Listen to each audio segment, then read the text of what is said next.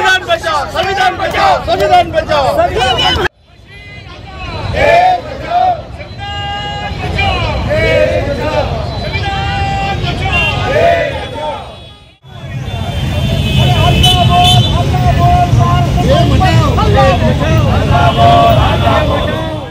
जनाधार नसताना ईव्हीएम घोटाळा करून सत्तेवर आलेले महायुती सरकार घोटाळेबाज असल्याचा आरोप आंदोलनकर्त्यांनी केलाय।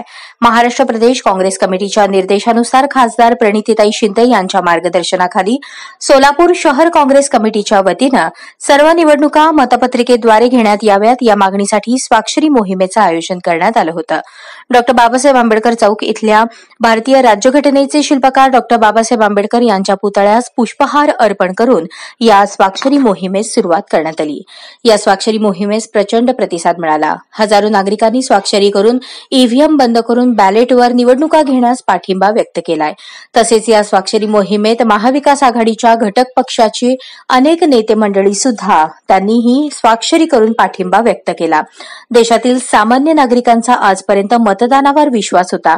विधानसभा निवडणुकी अगोदर अनेक सर्व्हेमध्ये सुद्धा महाविकास आघाडी सत्तेवर येणार असेच चित्र होते। तशी लोकभावना सुद्धा होती, पण निवडणुकीत लोकभावनेच्या विपरीत निवडणुकीचे निकाल आल्यानं जनतेत खळबळ निर्माण झाली आहे। ईव्हीएमच्या मदतीने महायुती सरकार सत्तेत आलं या अनपेक्षित निकालास ईव्हीएम मशीन घोटाळा जबाबदार असल्याचे देशातील राज्यातील सर्व मतदारांची भावना दृढ झाली आहे। जी निवडणूक यंत्रणा संशयास्पद आहे ती बंद करून मतपत्रिकेवर निवडणुका घ्याव्यात अशी मागणी जोर धरतीये। अनेक राजकीय तंत्र असेल, अनेक राजकीय नेते मंडळी असतील किंवा अनेक तुमच्यासारखे जे तुम्ही दाखवत होता सर्व मीडिया किंवा काटेकी टक्कर आहे, तर काटेकी तर टक्कर झालीच नाही। ह्या ठिकाणी ईव्हीएम मशीन चुरून जे मतं चुरून हे सरकार आलेलं आहे। त्यामुळे सोलापूर शहरातनं डॉ बाबासाहेब आंबेडकरांना वंदन करून हा आवाज दिल्लीपर्यंत आणि देशात ईव्हीएम मशीन हटल्याशिवाय तर थांबणार नाही। बॅलेट पेपर ह्या ठिकाणी मतदान व्हावं ही सगळ्यांची या ठिकाणी भावना आहे। आता हे झाल्यावर कृती समितीचे निर्णय घेईल, आम्ही ते मान्य करणार आहे। आम्ही देखील यांच्या हे जे कृती समिती आहे त्यांनी आम्हाला बोलवलं होतं म्हणून आम्ही सर्व ह्या ठिकाणी आलेलं आहे। कृती समिती जे निर्णय घेईल, आता सोलापूरचा त्यांनी हाक देणार आहेत। सोलापूर शहरात 2-3 दिवसात बंद व्हायचं त्यांचं चालू आहे। जे कृती समिती निर्णय घेईल त्याला आमचा सगळ्यांचा सपोर्ट आहे।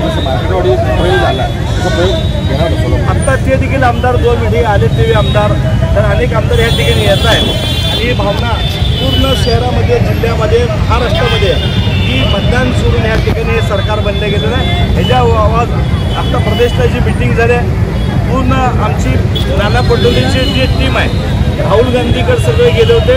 राहुल गांधी इंडिया आनंद जेवढं देशभरामध्ये घटक पक्षात सगळ्याला घेऊन रस्त्यावर राहुलजी गांधी उतरणार आहेत आणि पूर्ण देशामध्ये विविध हटावचा ह्या ठिकाणी नारा होणार।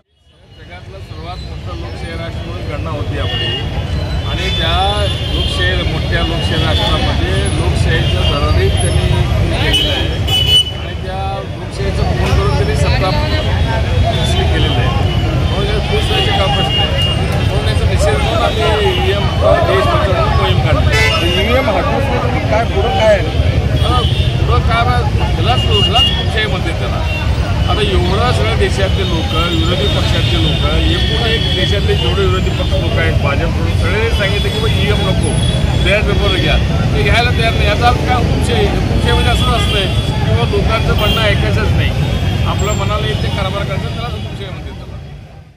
यावेळी संजय हेमगड्डी, अशोक निंबर्गी, विनोद भोसले, दत्तू बंदपट्टे, सुशीला आबुटे, देविदास गायकवाड, प्रमिला तुपलवंडे, हसीब नदाफ, बसवराज म्हेत्रे, शकील मौली, अशफाक बळोरगी, हणमंतू सायबुडू, उमेश सुरते, नागनाथ कदम, केशव इंगळे, तिरुपती परकीपंडला, जाबीर अल्लोळी, रुस्तुम कंपाली, महेश लोंढे, रुपेश गायकवाड, अशोक एनके क्षीरसागर, शफी हुंडेकरी, कलशेट्टी, सागर उबाळे, अनिल मस्के, विवेक कन्ना, राजेंद्र शिरकुल, लखन गायकवाड, मधुकर आठवले, धीरज खंदारे, हेमा चिंचोळकर यांच्यासह काँग्रेसचे पदाधिकारी, कार्यकर्ते व नागरिक बंधू भगिनी मोठ्या संख्येने सहभागी झाले होते।